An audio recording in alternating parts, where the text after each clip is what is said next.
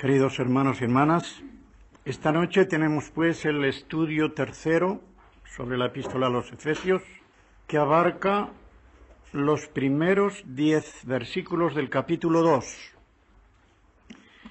Y les digo ya de antemano que esta porción es la más importante de toda la epístola. Es un resumen completo de la salvación y una porción excelente para cualquier mensaje evangelístico.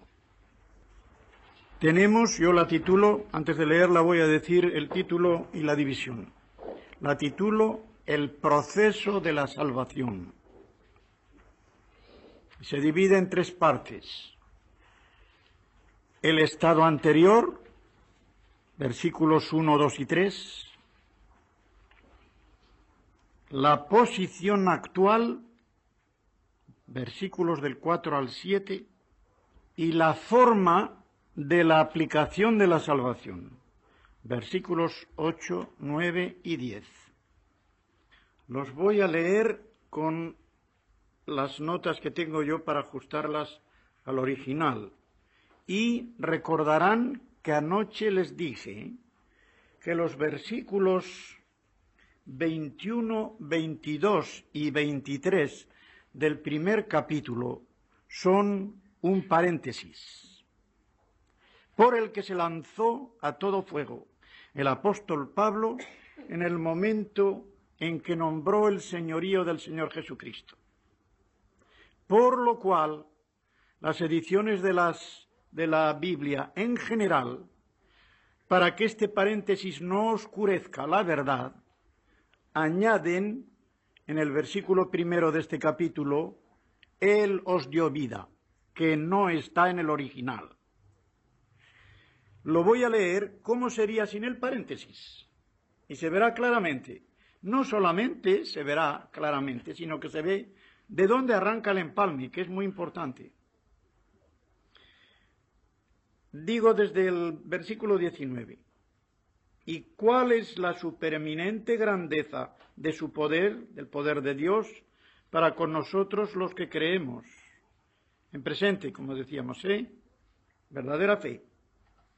Conforme a la eficacia de la soberanía de su fuerza, la cual energizó, dice el original, en Cristo, resucitándole de los muertos y sentándole a su diestra en los lugares celestiales y a vosotros. ¿Ven?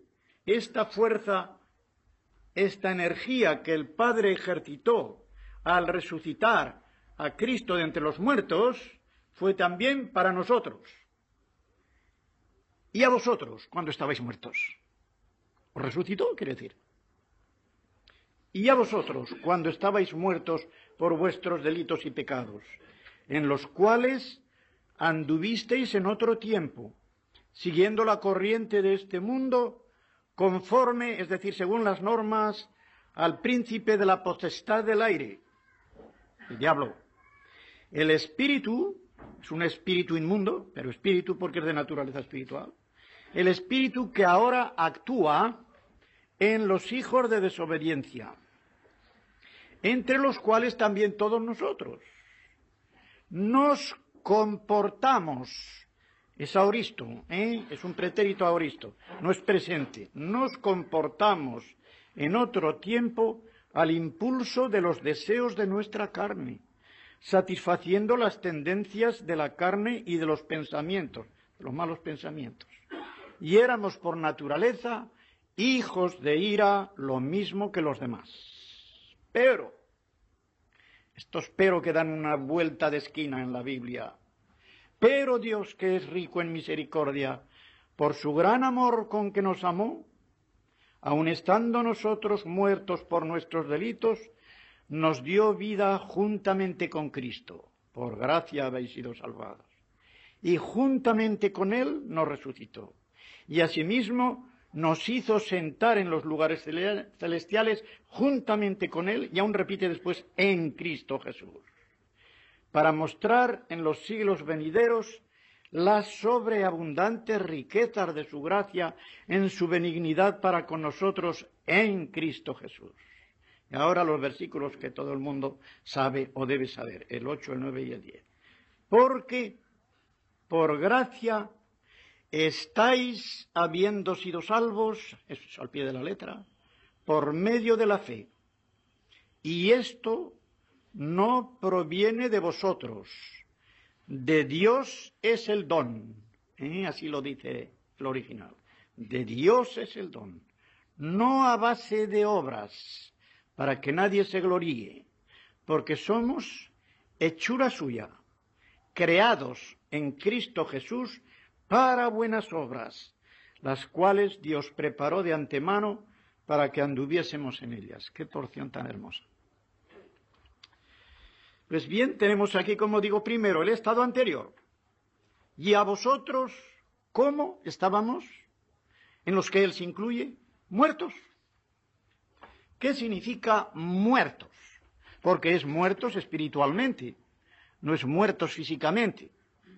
La muerte principal, y esto, aunque no lo tengo aquí, es muy interesante, cuando en el Génesis 2:17, recordáis que el Señor le dijo a Adán, al prohibirle que comiesen del árbol, de un único árbol, el de la ciencia del bien y del mal, les dijo, porque en el día en que comiereis de él, moriréis. Y ¿no os habéis preguntado alguna vez? Pues no se murieron aquel día. Adán vivió desde entonces nada menos que 930 años. ¿Así? ¿Qué quiere decir? En el día en que comiereis, moriréis. Sí. Tendréis la muerte espiritual, la pérdida de la comunión con Dios, de la cual la muerte física no es más que una consecuencia periférica. Muere el espíritu dentro, y como el espíritu y el corazón son el centro de la persona, irremediablemente la muerte tiene que llegar hasta la superficie, hasta la periferia. Y por eso, Jesucristo, para justificarnos y darnos la vida, tuvo que llegar también hasta la periferia y resucitar corporalmente de los muertos, teniendo una vida nueva, para dárnosla. No era suficiente con que muriese en el Calvario. De esa manera mataba a la muerte espiritual, pero no a la muerte corporal. Y para que todo el proceso de la corrupción fuese reversible en la redención, llegó a la resurrección y entonces, siendo aras de nuestra resurrección, tanto espiritual como corporal. Y así es por lo que nuestra resurrección corporal en el último día será una consecuencia necesaria, inevitable, de nuestra resurrección espiritual en el momento en que hemos nacido de nuevo. Pues bien, he de explicar la palabra muertos espiritualmente. Esto no quiere decir que nuestro espíritu, esa facultad física, ese integrante físico de nuestra personalidad, muera, se deshaga. No, el inconverso tiene también espíritu. ¿Pero qué le pasa? Ese espíritu está desorientado espiritual, psicológica y moralmente. En vez de estar orientado hacia Dios, está orientado hacia sí mismo, de modo que es un espíritu egocéntrico, como lo tuvieron Adán y Eva al pecar. Se buscaron a sí mismos y desobedecieron a Dios, no miraron a Dios, no se orientaron a Dios. Pues bien, esta desorientación espiritual y moral y psicológica es la que se corrige cuando Dios echa mano de uno y por su gracia lo levanta y le da la vida. De modo que esto es lo que significa muerto. Digo, no significa que su espíritu no existiese, sino que estaba desorientado psíquica, moral y espiritualmente. Después verán que dice, en vuestros delitos y pecados.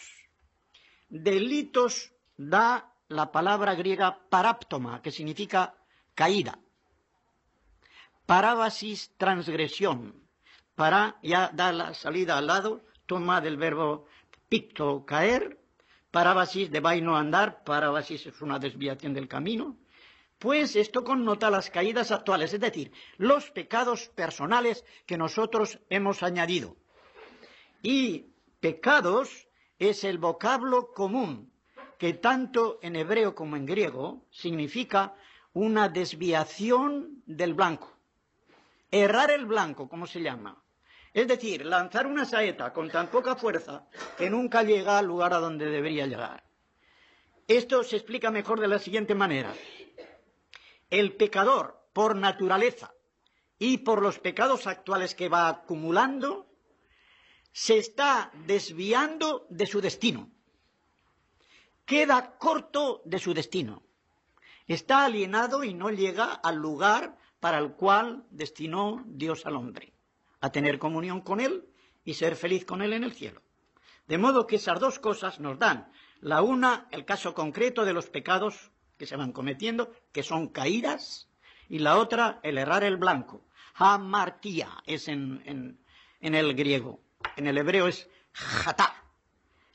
La letra het significa una barrera, y por eso se cierra. La het está cerrada por los dos lados, mientras que el le, que significa boca alta, está abierta por arriba, y el pe, que es boca baja, está abierta por abajo.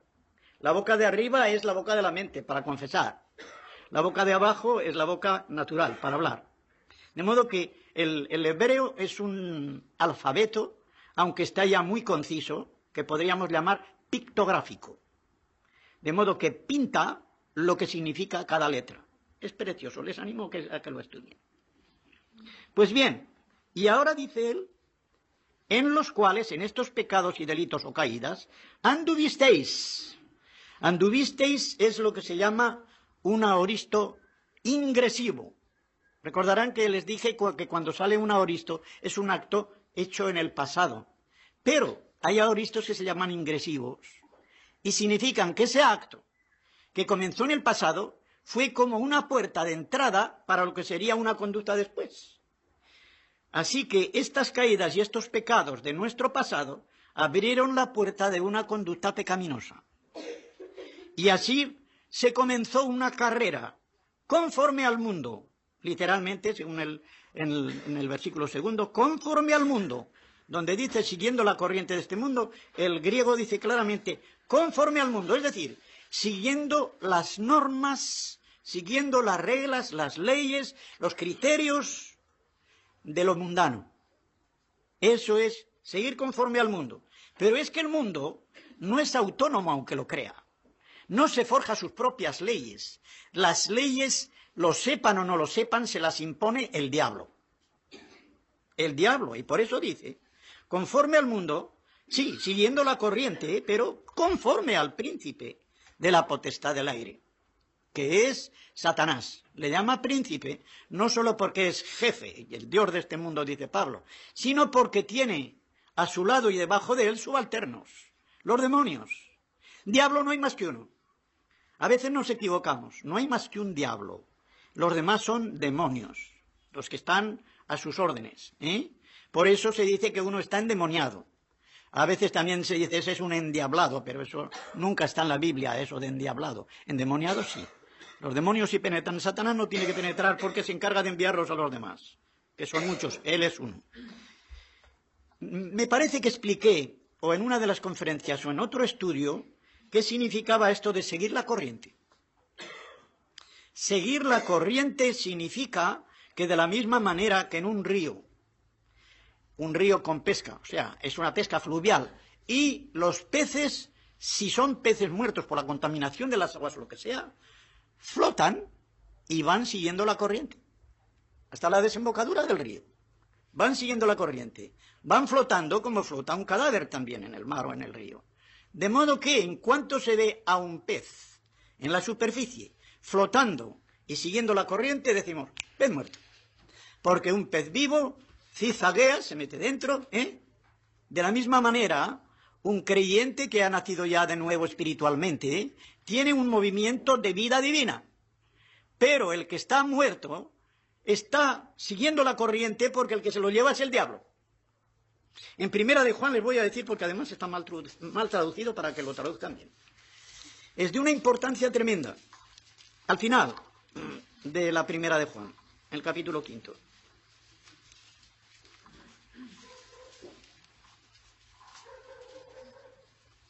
El versículo 19 del capítulo 5. Sabemos que somos de Dios y el mundo entero, lo traduzco como debe de ser ahora, y el mundo entero yace en poder del maligno. Nada de estar, yace en poder del maligno. El verbo estar en el Nuevo Testamento significa estar de pie. Y los que están de pie están vivos. Por eso cuando se habla de los creyentes se dice estamos en Cristo o está en Cristo. Ya no hay ninguna condenación para los que están en Cristo. No quiere decir para los que están allí con Él, sino que están de pie, vivos en Él. Él es como la raíz y nosotros, o la cepa, como dice el mismo Jesucristo en Juan 15, Él es la cepa, nosotros los pámpanos. Pues bien, estar en Jesús es estar vivos, de pie. Pero aquí el griego no dice el verbo estar, dice keitai, yace, porque está muerto. Y yace en poder del maligno, y les voy a decir en qué forma yace. Yo lo explico de la siguiente manera. Mientras un inconverso está en esta vida y no ha resistido definitivamente la llamada del Evangelio, si es que la ha oído, este individuo yace en las fauces de Satanás, pero todavía no se lo ha tragado. En cuanto pasa a la eternidad, pasa al estómago del diablo, y ya no se saca de ahí. Pero mientras está en las fauces, se puede sacar de allí, como con otra imagen se nos dice también en la Sagrada Escritura, tanto al final de Judas, en el último versículo de la epístola de Judas, como en Zacarías 3, del versículo 3 en adelante, dice el ángel de Jehová del sacerdote Josué, este no es un tizón arrebatado del incendio. La imagen es de una persona que está ya quemándose como si se quemaran las llamas del infierno, pero no ha llegado todavía al fondo. Y ya como un tizón que está ardiendo, le predicas el mensaje de salvación, lo escucha por la gracia de Dios y pone la fe y lo sacas como ardiendo, pero todavía tiene vida, todavía no se ha quemado del todo. Y aquella quemadura ya se le arreglará, ya se le sanará. Esto es lo que significa. Yace en poder del maligno, de Satanás. Pues bien, así estábamos nosotros, en las fauces de Satanás, y haciendo en las fauces de Satanás. Así está el mundo entero que no ha sido convertido. Se dice que es el príncipe de la potestad del aire porque, preguntadle a un católico, ¿dónde está el demonio? ¿O dónde está el diablo? Cualquiera os dirá, sin titubear un solo segundo, en el infierno. ¿Qué va a estar en el infierno? El diablo será echado al infierno 1000 años después del anticristo y del falso profeta, para que veáis que el primer habitante del infierno no va a ser el diablo. Van a ser dos personajes humanos. Qué cosa más rara, ¿verdad? Pues bien, el diablo está en el cielo. Pero es que hay 3 cielos. El cielo empíreo, donde está el trono de Dios, y los ángeles que le asisten y le veneran dándole honor. En el cielo segundo intermedio es el cielo estelar, donde los judíos veían todas las estrellas, ese es el cielo segundo. Y luego está el cielo atmosférico, donde comienza la atmósfera de la tierra, allí ponían ellos al demonio y a todos los espíritus que están bajo sus órdenes, porque desde allí está vigilando su imperio. Hemos visto que el demonio es el Dios de este siglo, que el Señor Jesucristo al morir en la cruz le quitó el derecho, pero todavía no se le ha quitado de hecho el reinado a Satanás hasta que no sea expulsado a la tierra primero y de la tierra al fondo.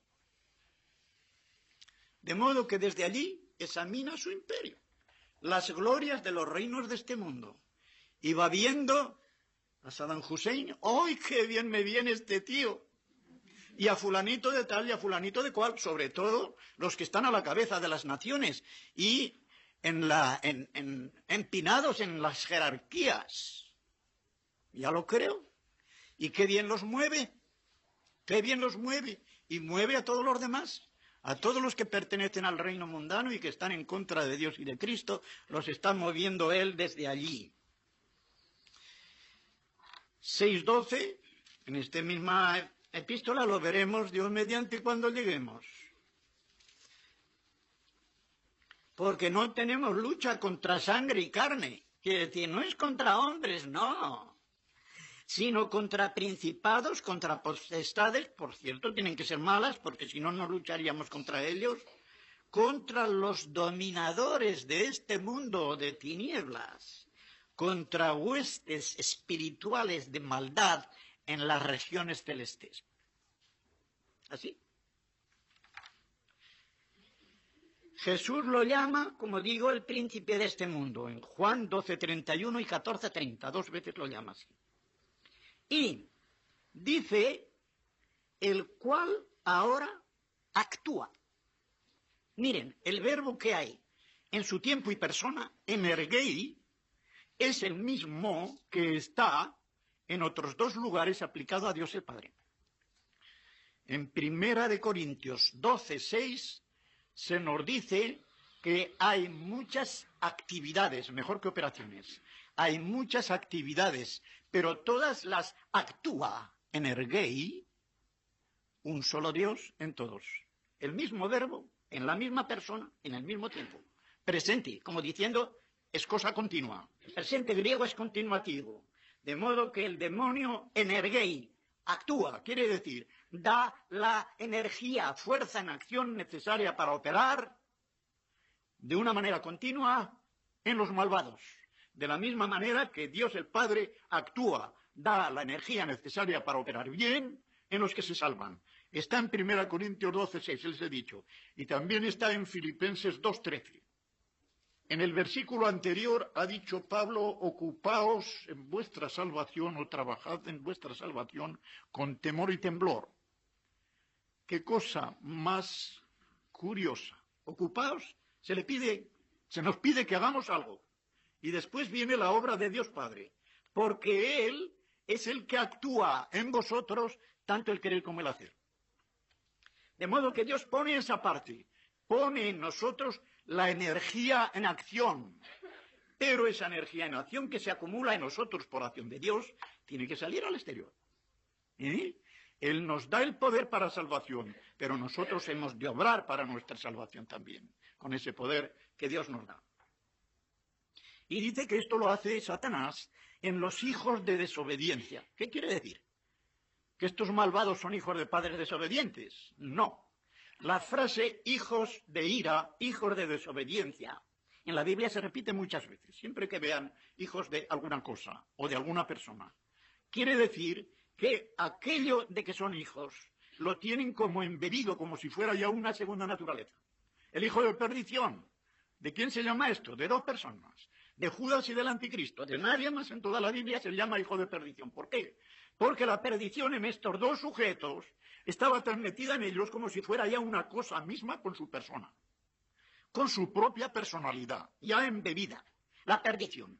Pues bien, hijos de desobediencia quieren decir que tenían la desobediencia y la resistencia a la gracia de Dios de tal forma metida dentro que era como si fuera ya una sola cosa con ellos. Como si la desobediencia estuviera encarnada en ellos. Esto es lo que quiere decir. Y dice que eran por naturaleza, o éramos, porque ya se introduce él en el segundo, entre los cuales también todos nosotros nos comportamos en otro tiempo al impulso de los deseos malos, entiende, de nuestra carne. Y al impulso de las tendencias malas de la carne y de los malos pensamientos. Dice, y éramos por naturaleza. Éramos por naturaleza, quiere decir por condición natural. Más aún que por nacimiento. No es que no lo seamos por nacimiento. Pero la frase griega significa más bien que es por nuestra naturaleza caída. Por esta naturaleza caída. Por condición natural.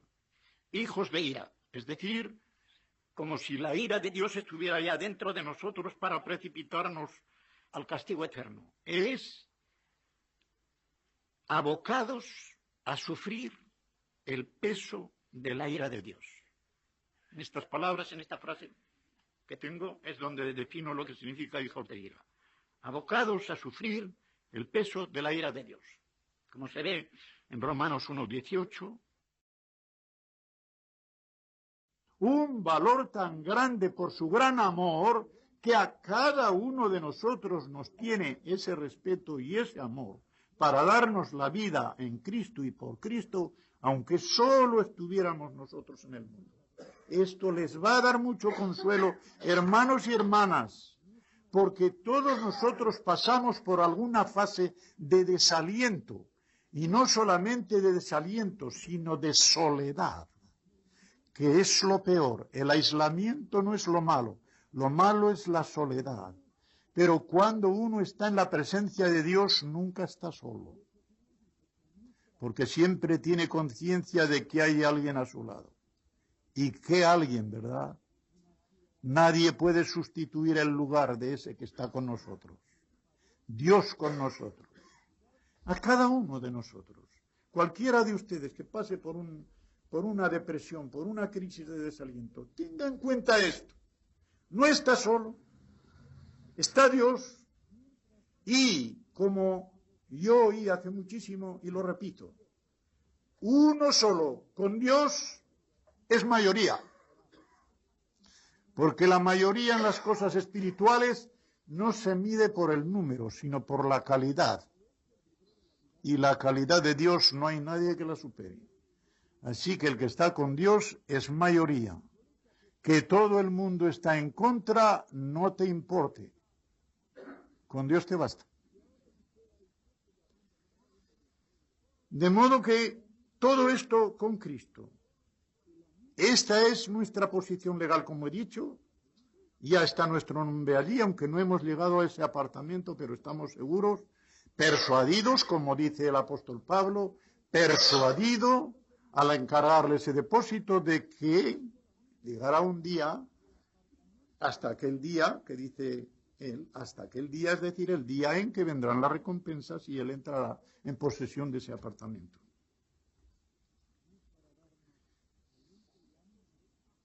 Y esto tuvo una finalidad ulterior, que es la finalidad última. Cuando a una persona, a un creyente, se le pregunta cuál es el fin del mundo, cuál es el fin tuyo, cuál es el fin de nuestra vida, ha de contestar, y esto ya lo teníamos en el catecismo de Astete o de Ripalda en la Iglesia Católica, ¿cuál es el fin del hombre? La gloria de Dios. El hombre ha sido creado para la gloria de Dios. El Señor mismo lo dice en el Antiguo Testamento, para mi gloria os hice, para mi gloria os creé. No lo tengo aquí, pero también a mi mente viene una idea que es necesaria para explicar esto. Habrá quien diga, y eso no es egoísmo. Para mi gloria, para mí, para mí, para mí. Miren, ¿cuál es la gloria de Dios? ¿En qué consiste la gloria de Dios? Dice el Señor en Isaías, mi gloria no se la doy a otro. ¿Otro egoísmo? La gloria de Dios consiste, atiendan bien porque esto es esencial. La gloria de Dios consiste sencillamente en que Él es el único Salvador necesario y suficiente. Él es el único necesario, luego ningún otro es suficiente. Él es el único suficiente, luego ningún otro es necesario.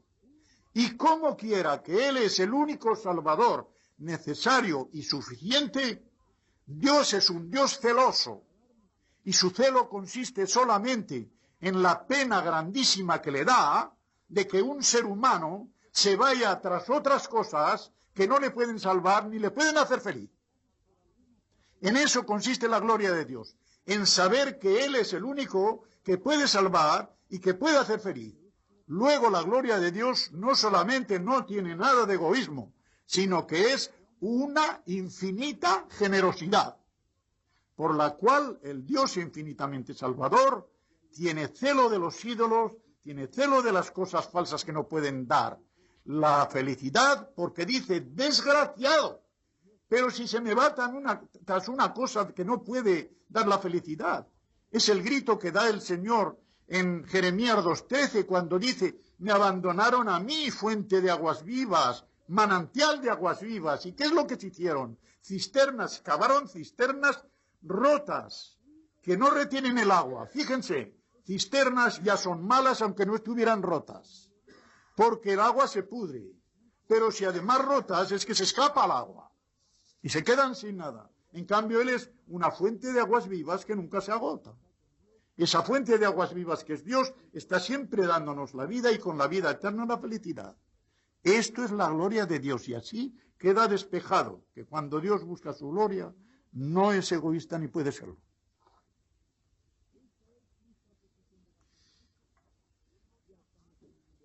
Él lo llama las sobreabundantes riquezas de su gracia en su benignidad para con nosotros en Cristo Jesús. Qué riqueza tan grande en cada palabra de las que Pablo va poniendo su pensamiento. Qué riqueza tan grande. Y puede compararse, pongo aquí, con el capítulo 1, 21, la segunda parte del versículo 21, que dice, no solo en este siglo, sino también en el venidero, para ver que habrá, las riquezas son para ahora y para después, para mostrar en los siglos venideros. ¿Sí? Entonces serán manifiestas, pero se nos dan ya en este siglo, y serán manifiestas en el siglo venidero. También pueden verlo en 2 Corintios 8:9, es un versículo que nos ilumina mucho, porque en ese versículo Pablo dice, ved la gracia del Señor Jesucristo, el cual, siendo rico, por nosotros se hizo pobre para hacernos ricos con su pobreza. Recuerdo que leí en la biografía, creo que fue de un gran siervo de Dios, que como tenía el Espíritu Santo de tal forma sobre él, para iluminarle en momentos de apuro, y se dio cuenta de que, estando él predicando, habían entrado unos individuos que él los conocía muy bien como unitarios, es decir, los que niegan que Jesucristo es Dios. Y le vino enseguida este versículo, y dice, vamos a ver, si Jesucristo no es Dios y nació como los demás hombres, haciéndose pobre, ¿cuándo era rico? Claro, ¿cuándo era rico? Porque dice, siendo rico se hizo pobre. ¿Cuándo se hizo pobre? Al nacer, ¿no? Y dice que antes era rico. ¿Pues cuándo? Si se hizo pobre al nacer, es que era rico antes de nacer. Era rico cuando era solamente el Hijo de Dios. Se hizo pobre al hacerse hombre. Y con esa naturaleza humana clavada en la cruz del Calvario, su pobreza, con eso nos hizo ricos. Si con esa pobreza nos hizo ricos, ¿qué ricos nos hará con su riqueza? Con la riqueza eterna del cielo. Y vienen estos 3 versículos que son los principales de toda esta porción tan principal. Estos 3 versículos nos dan claramente cómo se aplica la salvación obtenida por el Señor Jesucristo en el Calvario. A cada uno se aplica de esa manera.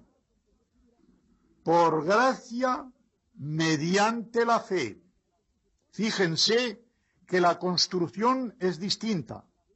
Por gracia está lo que se llama dativo instrumental. Mediante la fe está con una preposición instrumental, pero no en dativo. Chariti en dativo, por gracia, diapisteos, mediante la fe. Creo que ya lo he explicado aquí en otro día, pero voy a explicarlo porque esto tiene una ilustración muy sencilla, muy sencilla. Por gracia mediante la fe quiere decir que lo que nos salva es la gracia, no la fe. Nos salva la gracia y la gracia la obtenemos mediante la fe. La ilustración que hacía yo es la siguiente. A una persona le ponen delante un plato de comida. Va a comer un buen filete, lo que más le guste a cada uno se lo puede imaginar. No sea que a alguien no le guste el filete y no le resulte la ilustración. Consideren lo mejor que les ocurra a ustedes para comer. Cosa que se coma, bueno, ya sea con cuchara, con tenedor, no, me da igual. Pero yo suelo poner tenedor porque suelo aplicarlo de carne o de bistec. La carne que come y de la que se nutre es la gracia. La fe es el tenedor. La fe es el tenedor. El tenedor no nutre, nadie se come el tenedor. Pero sirve para coger la carne. De modo que la fe, como también se suele decir, es como la mano desnuda de un mendigo que no tiene nada y no puede hacer más que alargar la mano para que alguien le dé una limosna. Dios nos pide que alarguemos el brazo de la fe y Él nos da además el poder para alargarlo. Y alargado el brazo de la fe, Él pone la gracia y la gracia nos salva. De modo que, salvos por gracia, mediante la fe, nutridos con la carne, mediante el tenedor. ¿Lo entienden ahora? Y todo esto es regalo de Dios. Supongo que ustedes o muchos de ustedes habrán oído la controversia que hay. ¿Qué significa y esto? ¿Qué significa y esto? ¿La fe o la salvación? Confieso que yo he estado equivocado, estuve equivocado en otro tiempo. Estuve equivocado en otro tiempo. El primero que me abrió los ojos en esto fue el doctor Lloyd Jones en su comentario a Efesios. Mejor dicho, en los sermones sobre Efesios que luego se imprimieron, ¿verdad? Cada volumen un capítulo. ¿Qué podrá decir el tío, Cada capítulo de Efesios un volumen así. Claro, eran sus sermones y él machacaba y repetía y tal, pero dejaba las cosas claras como el agua. Pues bien, si como quiera que pistis es femenino, aquí viene el argumento gramatical, si lo que Pablo hubiera querido decir es enfatizar que esto, la fe, es un don de Dios, no hubiera podido ponerlo en neutro. No podría decir tuto, kai tuto, que es neutro. Tendría que haber dicho caiaute, que es femenino. Pero no dice caiaute, dice kai tuto. Con lo cual hay una prueba bastante grande o una probabilidad máxima de que lo que quiere decir aquí que es don de Dios es todo este proceso de salvación por gracia mediante la fe. Todo ello es un regalo en el que también entra la fe, pero cuidado, porque nos podemos ir al otro extremo, no como acto, sino como poder para creer. De modo que Dios, con su gracia, da el poder para creer. Pero el que cree no es Dios, sino el hombre. ¿Me entienden? Dios da el poder para que creamos, pero somos nosotros los que creemos, no Dios. Lo digo esto para ir en contra de una teoría que en realidad era filosófica, y con base filosófica, sí señores, sí, aunque fueran Lutero y Calvino los que lo dijeron. Lutero y Calvino habían sido formados escolásticamente en una determinada filosofía que se llama la filosofía nominalista. Y en esa filosofía, el ser creado es un mero instrumento de Dios creador. De modo que es Dios el que lo hace todo. Y el instrumento, sea ser humano o no hace sino plegarse a lo que Dios hace. A eso se llama monergismo. Monos, uno solo, ergismo es el que obra. Uno solo es el que obra. De modo que en ese caso, mi acto de fe no sería más que un acto de Dios a través de mí, que soy el canal o el instrumento. Yo no hago nada ahí. Es Dios el que lo hace a través de mí. Esto no puede ser. Claro, en contra de esto sale otra corriente, que es lo que se llama sinergismo, que se ha apoyado sea en el molinismo de los jesuitas, ya sea sobre todo en el semipelagianismo y en el arminianismo radical, cuidado, en que Dios hace una cosa y yo hago la otra. Él pone su gracia y yo pongo la fe. Cuidado, no. Es que la fe también es por gracia. La fe la ponemos nosotros por el poder que Dios nos da para creer. Yo he inventado una palabra, que me perdonen los demás teólogos. Pero en mi libro Doctrinas de la Gracia lo encontrarán. Yo la llamo energismo. No digo ni monergismo, uno solo es el que obra, ni sinergismo, dos son los que obran, sino energismo. Dios es el que obra en mí para que yo obre. Dios me da a mí el poder y me da la gracia para que yo obre. Lo cual quiere decir que Dios me puede dar el poder para creer y yo no creer. Pero si creo, es por el poder que Dios me da. De modo que en esta forma es como se explica que pueda resistirse la gracia de Dios, que entra con poder dentro de uno, pero ese poder, el individuo que lo recibe no lo saca al exterior. Le pone una barrera y se acabó, no sale. De ahí viene la gran culpabilidad y la mayor responsabilidad de que cuanto más oye y sabe una persona y no cede al impulso del Espíritu Santo, tanto mayor culpabilidad y responsabilidad tienen. Cuando el apóstol Pablo está hablando de los que conociendo a Dios no le dieron gloria como se debía, emplea un verbo, dice que pusieron una barrera al avance de la justicia y de la verdad. El verbo no solamente dice que pusieron una barrera, sino que intentaron echarla al suelo. Los que detienen con injusticia la verdad, significa los que ponen una barrera y quieren echar a los suelos la verdad. Pues esto hace todo el que está recibiendo el conocimiento y no lo aprovecha. ¿Recuerdan lo que dice el apóstol Pedro en su segunda epístola cuando está hablando de aquellos que recibieron iluminación, que recibieron conocimiento, y dice, y les pasó como el perro que vuelve al vómito o la puerca que vuelve a revolcarse en el cieno? Tuvieron iluminación, tuvieron conocimiento, el Espíritu Santo obró en ellos, pero no llegaron a la perfección y rechazaron toda aquella obra. Mucha mayor responsabilidad, como dice él, más les valía no haber llegado nunca al conocimiento de la verdad que el haber apostatado. Claramente. No llegaron nunca a nacer de nuevo, pero todo el conocimiento que iban adquiriendo, al rechazarlo, se iba convirtiendo en ellos en mayor responsabilidad y en mayor culpabilidad. Hermanos, les voy a decir una cosa muy grave. Lo he dicho muchas veces desde el púlpito de la iglesia donde estuve en Vigo, y lo voy a repetir aquí. Ninguna persona sale de un culto de ministerio de la misma forma que entró. ¿Me entienden? Y lo digo no solamente para incrédulos, sino para creyentes.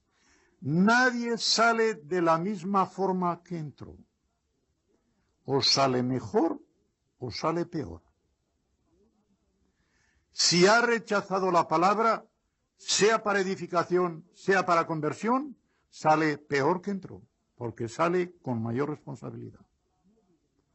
Si ha escuchado la palabra y la recibe, sea para conversión, sea para edificación, sale mejor que entró. Pero nunca, nunca sale igual que entró.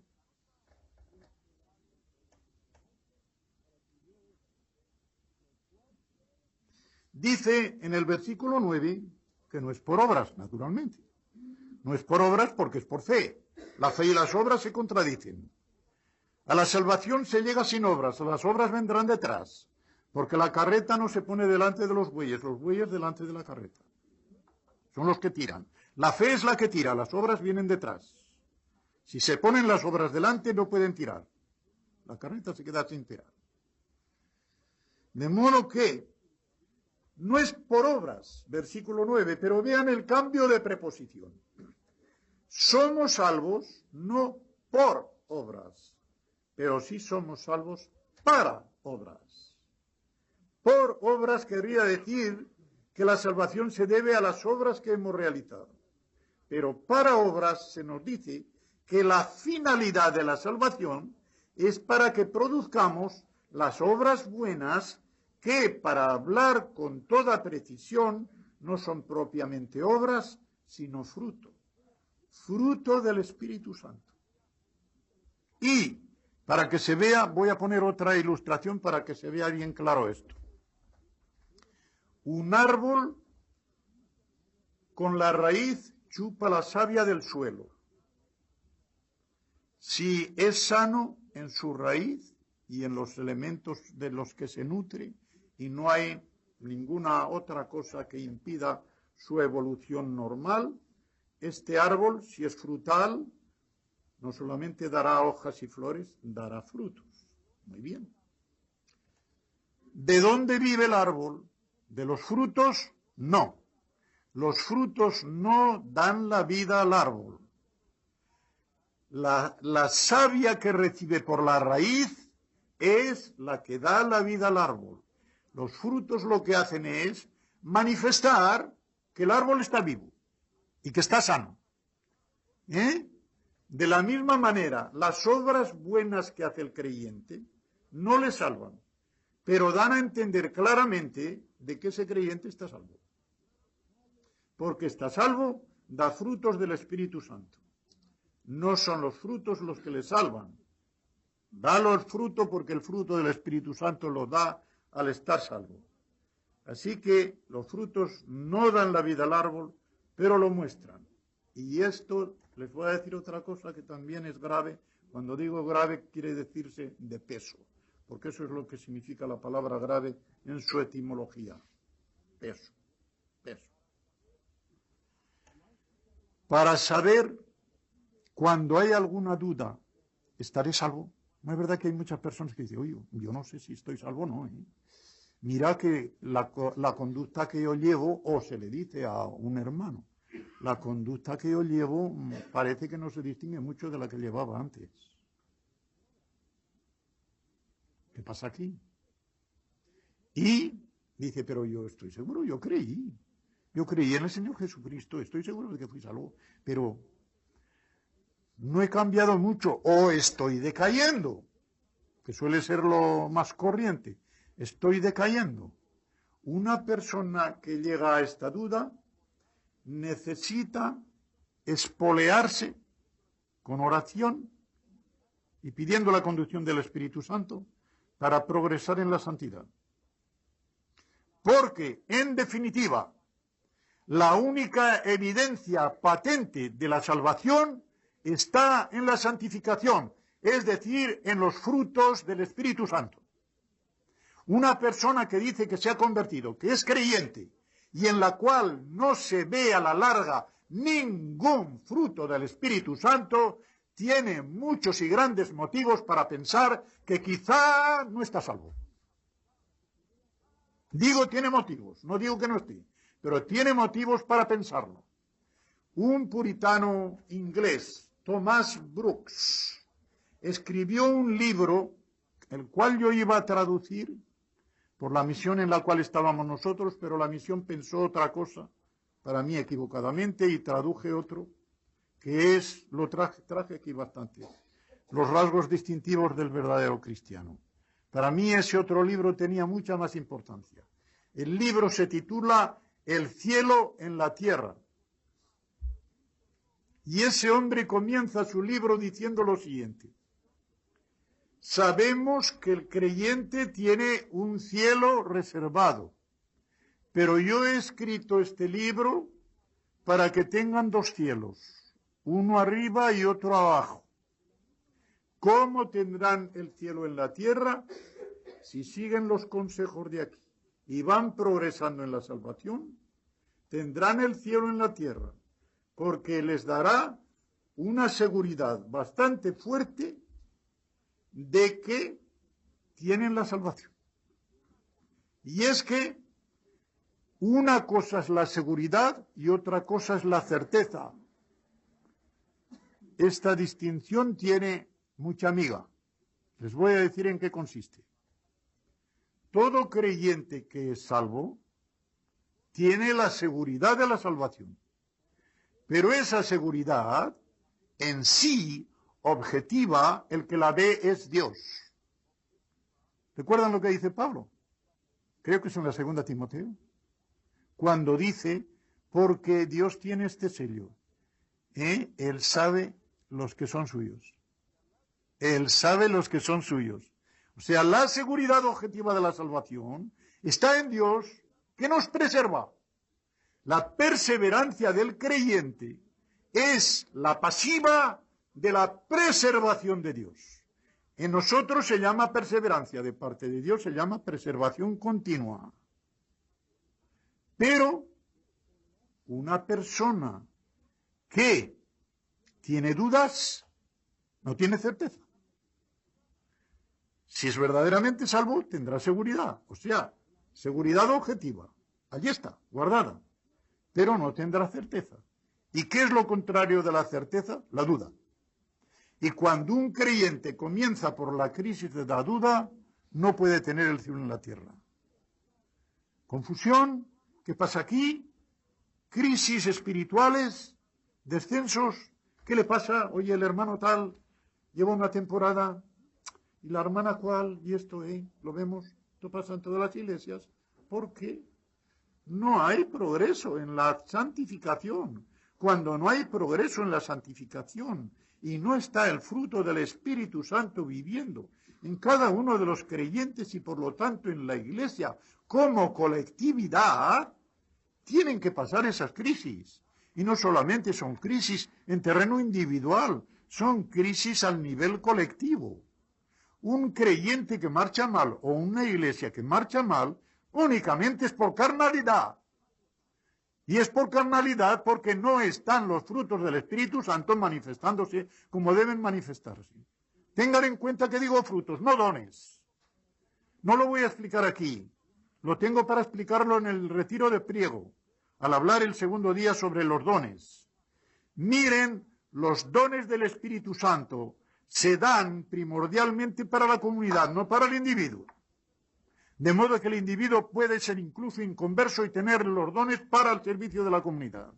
Esto lo demostraré allí, no puedo gastar el tiempo demostrándolo aquí. En cambio, las gracias salvadoras son primordialmente para provecho del individuo y de rebote para provecho de la comunidad. De modo que, y esto también tiene su importancia y con esto voy a acabar, en la iglesia se da el principio físico de los vasos comunicantes. Cada creyente dentro de una iglesia que procura elevarse espiritualmente un grado, eleva automáticamente a toda la congregación.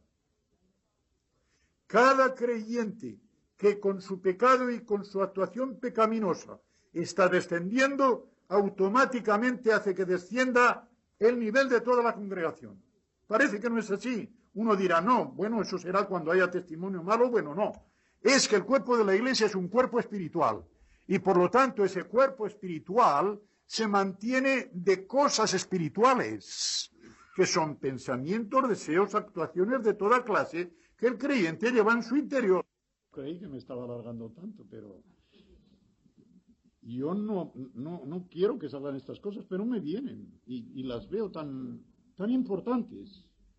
Las veo tan importantes que me marcharía hoy a dormir con no sé qué, con un estado muy malo de ánimo si no lo dijera, porque veo que el Señor quiere que lo diga.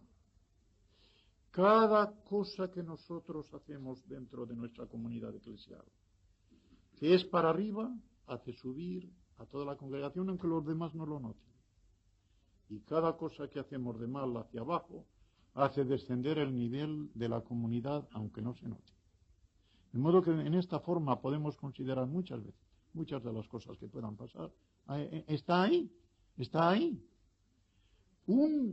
Supongamos, por ejemplo, que dentro de una congregación hay un individuo que verdaderamente no solamente es que sea un creyente carnal, es que no está convertido y está siendo un demonio dentro de la congregación. Porque el diablo lo reparte entre las iglesias también. Lo reparte. ¿Quieren que les diga dónde está eso? Salieron de nosotros, pero no eran de los nuestros. Primera de Juan 2:19, está bien claro. ¿Quiénes eran esos que salieron de nosotros y no eran de los nuestros? Maestros que habían subido al púlpito y a la tribuna y habían estado enseñando desde los púlpitos de las iglesias. Y ya en aquella época de la iglesia primitiva estaban sembrando la cizaña en las congregaciones. Pero llegó un día en que para que se manifestara que no eran, salieron de nosotros. Y seguramente que cualquiera que haya dentro de una congregación de esta forma saldrá un día. Pero mientras no sale está sembrando la cizaña. Y una persona de esta clase, al ser de tal calibre tan malo, el nivel que hace descender a la iglesia es tremendo.